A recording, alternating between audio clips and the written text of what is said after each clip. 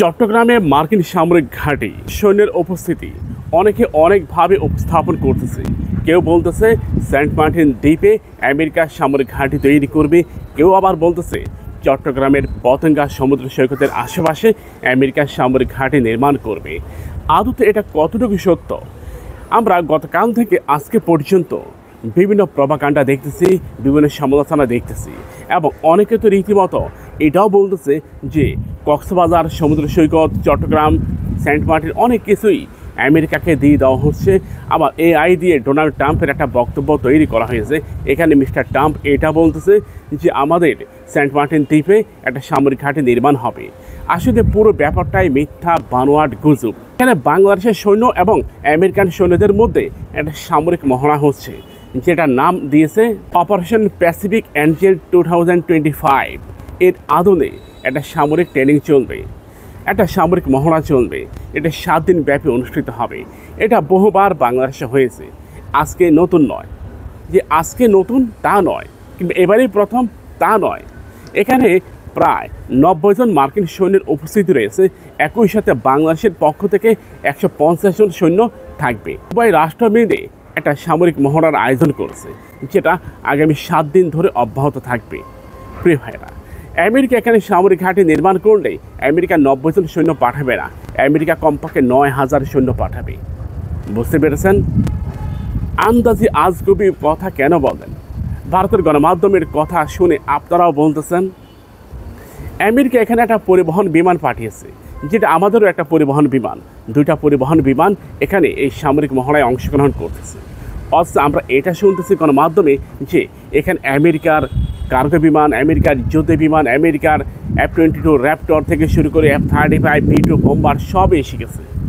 চিন্তা করে দেখুন, মানে ঘটনা কি সেটা না চিন্তা ভাবনা করেই নিউজ তৈরি করে মিলিয়ন ভিউ নিয়ে আসে।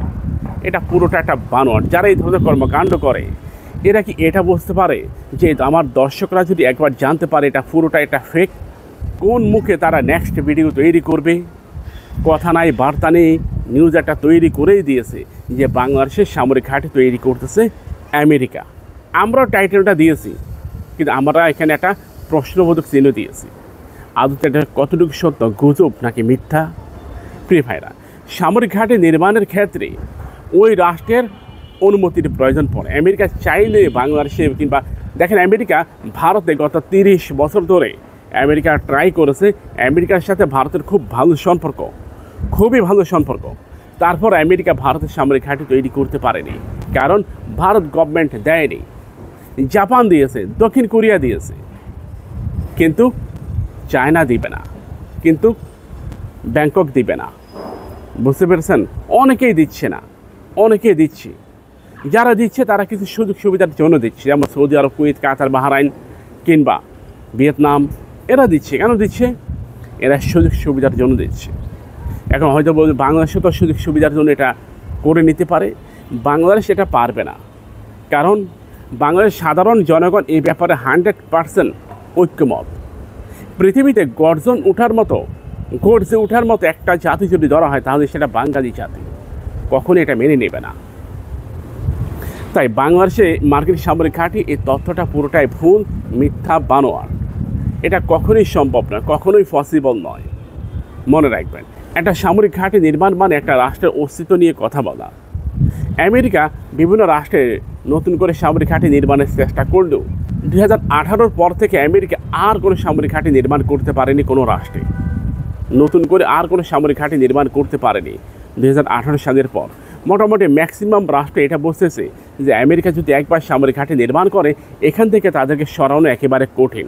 কাতারের মতো আন্তর্জাতিক কূটনৈতিক রাষ্ট্র, যেটা সারা বিশ্বে কাতারের ব্যাপক কদর রয়েছে, কিন্তু সে কাতার মার্কিন সামরিক ঘাঁটি সরাতে পারেনি, সৌদি আরব সরাতে পারেনি, ওমান সরাতে পারেনি, কুয়েত সরাতে পারেনি, কেউ সরাতে পারছে না।